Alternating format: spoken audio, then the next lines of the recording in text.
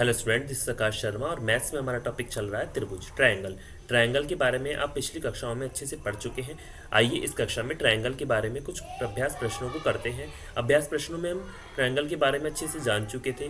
क्या सर्वांग समता होती है, दो त्रिभुज बराबर कब होते हैं और समबाहु त्रिभुज क्या होते हैं, त्रिभुज के प्रकारों के बारे में अच्छे से पिछली कक्षाओं में हम अध्ययन कर चुके हैं। आइए कुछ इंपॉर्टेंट क्वेश्चन आंसर्स को इस कक्षा में हम करते हैं। तो हमारे इंपॉर्टेंट क्वेश्चन आंसर आप देख लेते हैं। आपको दिया गया है एग्जाम्पल नंबर 5, उदाहरण नंबर 5। ई और एफ क्रमशः त्रिभुज ABC की बराबर भुजाओं AB और AC के मध्य बिंदु हैं। इतना आपको बात पता चली। दर्शाइए कि DF और CE क्या है। अब देख सकते हैं A, B और C आपको दिए गए हैं।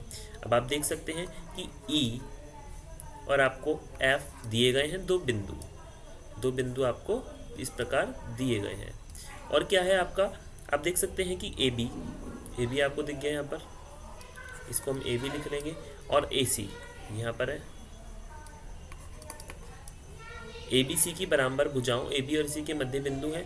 और दर्शाना क्या है हमें कि बी ई यहाँ से, बी एफ यहाँ से, बी से लेकर एफ तक आपको दिख रहा होगा और ई से लेकर सी तक आपको दिखाई दे रहा होगा। अब देखिए त्रिभुज ए बी एफ और ए सी ई में, तो ए बी एफ ये त्रिभुज आपका आ गया।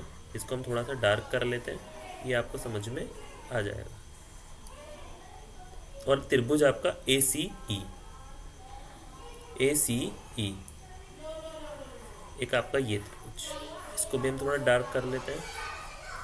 तो आपको दो त्रिभुज दिखाई दे रहे होंगे, एक आपका ये त्रिभुज और एक आपका ये वाला त्रिभुज। इतनी समझ में आई।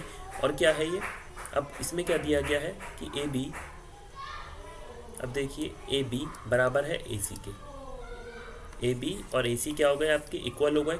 वो आपको इसमें क्वेश्चन में भी दिखाई दे रहा होगा अच्छे से, जिसमें ए और ए एंगल क्या हो गए, बराबर। ये एंगल इसमें भी यूज़ हो रहा है और ये इस वाले एंगल में भी यूज़ हो रहा है। ये क्या है, उभयनिष्ठ। ये क्या हो गया, दोनों में बराबर हो गया। अब ए एफ बराबर ए ई के, बराबर भुजाओं के आधे। क्या हो गया, A F is equal to A E. तो ए एफ और ए ई क्या हो गए आपके, बराबर हो गए। अब क्या आ गया, त्रिभुज ए बी एफ बराबर है ए सी ई के साइड एंगल साइड के नियम से। ये क्या हो गया, इसका सर्वांग सम भी हो गया और ये बराबर भी हो गया। तो क्या आ गया, त्रिभुज ए बी एफ बराबर है त्रिभुज ए सी ई के, और वो क्या हो गए, सर्वांग सम भी आपके हो गए और आपके समरूप भी आ गए। अब बी एफ और सी ई क्या है आपके, बराबर है। अब देखिए बी एफ ये ले लेते हैं, बी से लेकर एफ तक, और ये आ गया आपका सी ई, क्या हो गए, बराबर। तो बी एफ और सी ई क्या हो गए आपके, इक्वल आ गए। इतनी बात आपको क्लियर हो गई। अब नेक्स्ट देखते हैं। अब देखिए आपको दिया गया है उदाहरण नंबर 3। रेखाखंड ए बी एक अन्य रेखाखंड सी डी के समांतर है और ओ रेखाखंड ए डी का मध्य बिंदु है। क्या है, ए डी का मध्य बिंदु है। अब दर्शाइए कि हमें क्या दर्शाना है, त्रिभुज A O B is equal to त्रिभुज डी ओ सी, ये बराबर भी है और क्या है, सर्वांग सम भी है। अब समरूप भी है। अब देखिए ओ रेखाखंड बी सी का भी मध्य बिंदु है। किस प्रकार है, अब दोनों को देख लेते हैं। अब हल में क्या देखेंगे, आपको दिया गया है ए बी और ओ दिया गया है और सी डी आपको दिया गया है। तो इस प्रकार आपके दो त्रिभुज बन जाते हैं, डी ओ सी वाला आपका और एक बन गया आपका ए ओ बी। दो आपके त्रिभुज बन गए। अब देखिए त्रिभुज A O A B O और त्रिभुज डी सी ओ एकांतर कोण और तिर्यक रेखा बी सी के साथ। अब देखिए क्या है आपका, ए बी आपका क्या है, बराबर समांतर है सी डी के, बी डी समांतर किसके है, सी डी के, एकांतर कोण और तिर्यक रेखा बी सी के साथ। ये बात आपको पता चल गई। अब त्रिभुज ए ओ बी बराबर है त्रिभुज डी ओ सी के, ये क्या है, शीर्षाभिमुख कोण। क्या होगा, शीर्षाभिमुख कोण। इस प्रकार ही शीर्ष आ रहा है दोनों का। तो ए ओ बी यहाँ से देखिए और डी ओ सी क्या हो गया, डी ओ सी ये आ गया आपका। ये क्या होगा, शीर्षाभिमुख। इनके जिनके शीर्ष एक दूसरे की तरफ खुले हों वो हमारे क्या हो जाता है, शीर्षाभिमुख कोण। अब क्या आ गया आपका, ओ ए बराबर आ गया ओ डी के, ये दिया गया है आपको। अब त्रिभुज ए ओ बी बराबर है डी ओ सी के, बराबर भी है सर्वांग सम साइड एंगल साइड के नियम से। अब ओ बी बराबर है ओ सी के, क्या है आपको दिया गया है कि ओ बी बराबर है ओ सी के। तो यहाँ से देख लेंगे हम ओ बी, ये देखिए ओ से लेकर बी तक और ओ से लेकर सी तक, तो ये दोनों क्या है भुजाएं आपकी बराबर दी गई हैं, अर्थात ओ रेखाखंड बी सी का भी मध्य बिंदु है। तो बी सी कहाँ है आपकी, ये देखिए पूरी बी से लेकर सी तक बी सी का मध्य बिंदु, तो वो क्या आ गया आपका मध्य बिंदु। इतनी बात आपको क्लियर हुई, ओ क्या है आपका मध्य बिंदु। अब नेक्स्ट देखते हैं। अब देखिए आपको उदाहरण नंबर 6 दिया गया है। आकृति 7.21 में ए सी इजिकल टू क्या है ए ई के और ए बी क्या है इजिकल टू ए डी के, और आपको त्रिभुज B A D is equal to E A C दर्शाइए कि बी सी आपका बराबर है डी ई के। तो बी सी आपका बराबर है डी ई के, तो आपका बी सी ये आ गया और डी ई ये आ गया आपका। तो इस प्रकार आ गए आपके, और ये आ गया आपका यहाँ से यहाँ तक, ये आ गया आपका ए। अब देखिए क्या है, त्रिभुज B A D is equal to E A C क्या है दिया गया है आपको कि त्रिभुज बी ए डी ये रहा आपका बराबर है ई ए सी के, ई ए सी के, ये दिख गया होगा आपको। और दोनों डी ए सी जोड़ने पर, अब डी ए सी हमने इसमें जोड़ दिया, डी ए सी आपका बीच वाला ये इसमें हमने इसको जोड़ दिया, तो हमारा क्या बन गया त्रिभुज B A D plus D A C, ये आपको समझ में आई, is equal to E A C plus D A C, क्या आ गया ई ए सी प्लस त्रिभुज डी ए सी। अब बी ए सी और ई ए डी क्या हो गया बराबर। अब त्रिभुज बी ए सी और डी ए ई में देखेंगे हम कि ए बी क्या हो गया बराबर ए डी के दिया गया है, और ए बी क्या हो गया ए डी के दिया गया है, और उसी प्रकार हम लिख लेंगे क्या बी ए सी बराबर है ई ए डी के। तो बी ए सी आप देख लेंगे बी ए सी ये वाला, और किसके बराबर है डी ए सी के, D A E A D के, ई ए डी इस वाले कोण के बराबर आ गया आपका। ये एंगल मैं इसको डार्क कर देता हूँ, ये आपको समझ में आ जाएगा। अब क्या आ जाएगा ए सी बराबर है ए ई के दिया गया है आपको, ए से लेकर सी तक ए सी और ए से लेकर ई तक ए ई। अब आपका क्या है त्रिभुज बी ए सी बराबर है डी ए ई के, और आपका समरूप भी है सर्वांग समता के नियम से। अब बी सी बराबर क्या हो गया आपका डी ई के, बी सी किसके बराबर हो गया डी ई के। ये क्या है सर्वांग सम त्रिभुज के संगत भाग क्या होते हैं आपके बराबर होते हैं। ये बात आपको क्लियर हो गई अच्छे से कि सर्वांग सम त्रिभुजों के संगत भाग क्या होते हैं आपके बराबर। तो आप देख सकते हैं यहाँ से बी सी ये क्या है इसके बराबर है। अब नेक्स्ट देखते हैं। अब क्वेश्चन नंबर आपको क्या दिया गया है 7th।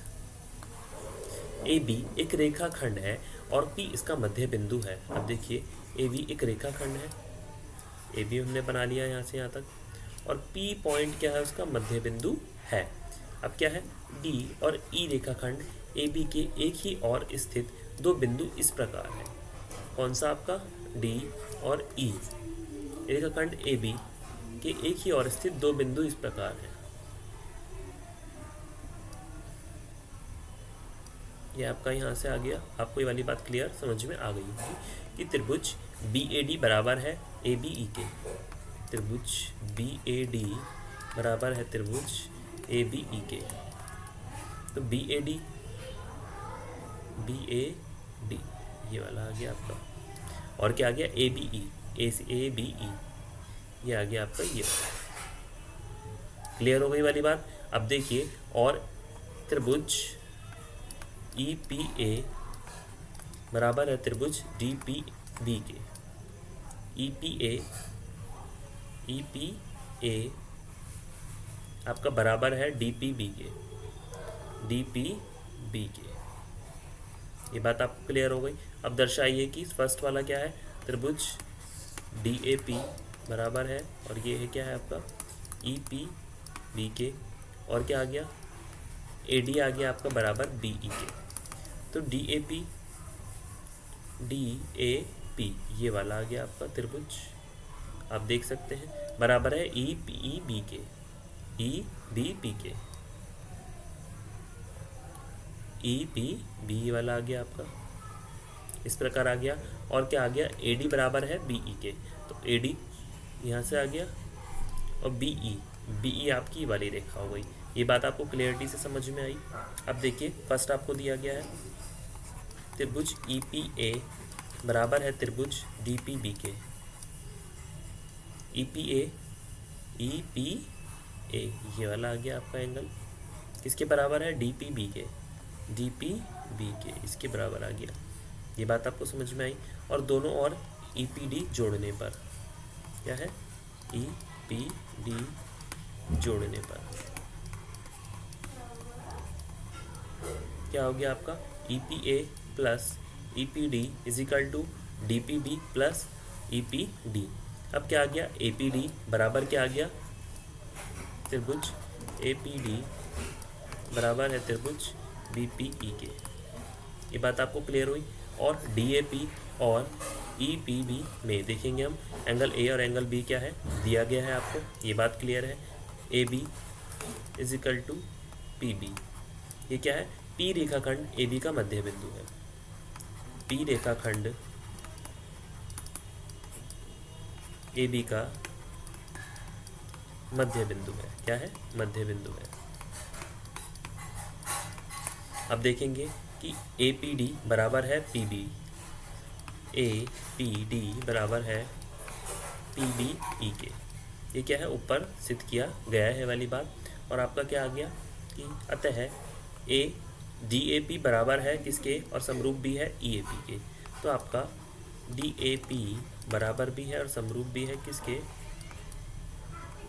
त्रिभुज ई बी पी के। तो अब देखिए डी ए पी कहाँ है, डी ए पी आपका ये वाला एंगल और आपका ई पी बी ये एंगल आपके दोनों एक ही शेप में जा रहे हैं। ये इधर की साइड से आ रहा है और ये आपका इधर की साइड से जा रहा है। तो दोनों क्या है, सर्वांग समभी है और दोनों एक दूसरे के बराबर भी हैं। अब सेकंड वाला आपको दिया गया है, देखिए नीचे ए डी बराबर है बी ई के। क्या है, सर्वांग सम त्रिभुज के संगत भाग क्या होते हैं, आपके बराबर होते हैं। अब नेक्स्ट देखिए क्वेश्चन नंबर आपको 4 दिया गया है। ए बी सी त्रिभुज है जिसमें आपको ए सी और ए बी पर खींचे शीर्ष लंब बी ई और सी एफ बराबर है। अब देखिए ए बी सी एक है, एफ और एक ई, ये बिंदु हो गए आपके। और ए बी सी क्या हो गया आपका, इस प्रकार आ गया ये। अब दर्शाइए कि त्रिभुज ए बी ई और त्रिभुज ए सी ए क्या है, बराबर भी है और समरूप भी है। और सेकंड क्वेश्चन में आपको बताना है कि ए बी बराबर है ए सी के, अर्थात ए बी सी एक क्या है, समद्विबाहु त्रिभुज है। ये भी आपको क्लियर इसमें करना है। अब देखेंगे फर्स्ट क्वेश्चन में कि ए बी ई और त्रिभुज ए सी एफ आपको क्या दिया गया है, त्रिभुज ए पी ई और त्रिभुज ए सी एफ में। अब देखिए त्रिभुज ए ई बी और त्रिभुज ए एफ सी क्या है, प्रत्येक क्या है, 90 डिग्री का। ये बात आपको क्लियर हो गई। एंगल ए बराबर है एंगल ए के, ये क्या है, उभयनिष्ठ है। ये क्या है, उभयनिष्ठ है। ये बात आपको क्लियर हो गई। और एक क्या दिया गया है आपको, बी ई बराबर है सी एफ के। तो बी ई ये देखिए और क्या आ गया, सी एफ के बराबर आ गया। अब देखिए ए बी ई बराबर है ए सी एफ के, बराबर भी और समरूप भी है। ये क्या हो गया आपका, साइड एंगल साइड सर्वांग समता के नियम से। अब सेकेंडली देखिए आपको क्या दिया गया है, ए बी ई बराबर है और समरूप भी है त्रिभुज ए सी ई के। ये बात आपको क्लियर हो गई। और क्या है, ऊपर सिद्ध किया गया है ये आपको। आ गया आपका ए बी बराबर क्या है, ए सी के। सर्वांग सम त्रिभुज के संगत भाग क्या होते हैं, आपके बराबर होते हैं। ए बी सी ये क्या है, एक समद्विबाहु त्रिभुज है, क्योंकि ए बी आपको दिख रहा होगा ये वाला, और एक आ गया आपका ए सी आ गया आपका ये। तो ये क्या हो गया, आपके दोनों बराबर आ गए, ऊपर सिद्ध किया गया है। तो ये इस प्रकार हम सिद्ध कर सकते हैं कि ए बी सी क्या है, एक समद्विबाहु त्रिभुज है। अब आपको दिया गया है बी ई और सी एफ एक त्रिभुज ए बी सी के दो शीर्षलंब है।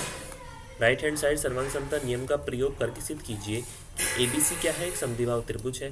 तो ए बी सी आपको दिया गया है और इस प्रकार हमने ले लिया 90 डिग्री। ये आ गया आपका उभयनिष्ठ आ गए दोनों, एफ सी और ए बी क्या आ गया, दिया गया है। और ये राइट हैंड साइड का सर्वांग समता का नियम ले लेंगे हम कि एफ बी सी बराबर और समरूप है ई सी बी के। एफ बी सी बराबर है ई सी बी के, और सर्वांग सम त्रिभुज के संगत भाग क्या होते हैं, बराबर होते हैं। अब ए सी आ गया आपका बराबर ए बी के, क्या है, त्रिभुज में बराबर कोणों की सम्मुख भुजाएं बराबर होती हैं। अब त्रिभुज ए बी सी एक समद्विबाहु त्रिभुज है, क्या है, एक समद्विबाहु त्रिभुज है। ये क्या है, एफ पॉइंट, ये क्या हो गया आपका ई पॉइंट। ये बात आपको क्लियर हो गई। इस प्रकार हमने इस त्रिभुज को बनाया। अब फिफ्थ क्वेश्चन दिया गया है, आकृति 7.15 में पी आर बड़ा है पी क्यू से और पी एस कोण पी क्यू आर को समद्विभाजित करता है। सिद्ध कीजिए कि पी एस आर बड़ा है पी क्यू एस से। अब पी क्यू एस और आर दिया गया है। अब पी क्यू आर में ये बड़ा है तो दिया गया है क्यू एंगल बड़ा है आर से। किसी त्रिभुज की लंबी भुजा का सम्मुख कोण बड़ा होता है और दोनों ओर आर पी एस जोड़ने पर, तो इसमें भी जोड़ दिया और इसमें भी, तो हमारा ये आ गया और ये क्या आ गया, त्रिभुज का बाह्य कोण है। अब ये क्या आ गया आपका बराबर, और ये दोनों क्या आ गए आपके, इससे बड़ा आ गया, ये बाह्य कोण आ गया आपका निकल के। ठीक है, अब ये हमने देख लिया ABC का त्रिभुज अभ्यंतर और ABC के तीनों शीर्षलंब दूरस्थ है। तो ये आपने इस प्रकार पूरे क्वेश्चन को समझ लिया था और ये क्वेश्चन हम कर भी चुके हैं, अच्छे से समझ भी चुके हैं कि किस प्रकार हमने इस क्वेश्चन को किया है। और ये हमारा जी के आ गया इसका मध्य बिंदु, क्या आ गया, मध्य बिंदु। तो तीनों क्या है, समदूरस्थ है, इससे क्या है, समदूरस्थ है। ये वाली बात आपको क्लियर हुई। ठीक है, तो आज सेकंड क्वेश्चन हमने कर लिया था और इसको हम अच्छे से समझ भी सकते हैं कि ABCD एक सप्तभुज है जिसमें AD और BC दिया गया है और ये तीन आपको इसकी पॉइंट्स दिए गए हैं। तो ABCD एक क्या है, एक समचतुर्भुज है, एक चतुर्भुज है। इसमें हमने इस प्रकार इसकी परिमेय को करके दिया है और ये दोनों बराबर है। AB उभयनिष्ठ है, साइड एंगल साइड हमारे ये दोनों बराबर हो गए, BD और AC। इस प्रकार हमने इस क्वेश्चन को कर चुके हैं। तो आज हमने इस कक्षा में क्या सीखा कि हमने किस प्रकार क्वेश्चनों को आसानी से कर सकते हैं, त्रिभुज की मापों को आसानी से समझ सकते हैं। आगे का हम नेक्स्ट कक्षा में करते हैं। आज के लिए थैंक यू।